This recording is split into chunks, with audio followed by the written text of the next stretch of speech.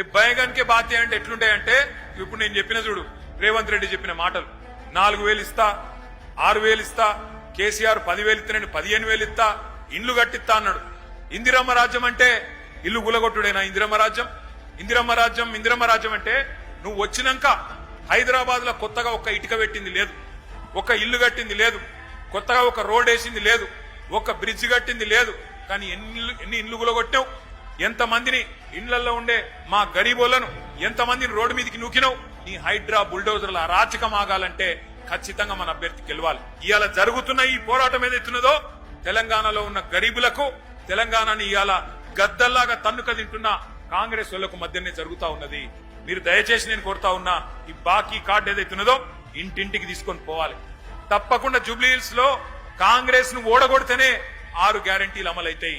తప్పకుండా కాంగ్రెస్ ను ఈడ్చి కొడితేనే, కళ్ళు బైర్లు గమ్మేటట్టు కొడితేనే హామీలు పొరులుకుంటా మీ ఇంటికి వస్తాయి. లేకపోతే ఇంతకుముందు అన్న చెప్పినట్టు మరి మీరు ఏమి ఇయ్యకపోయినా మాకే ఓటేసిండ్రు కదా, ఎందుకు ఇయ్యాలి అనే మాట రేవంత్ రెడ్డి మాట్లాడే పరిస్థితి వస్తుంది.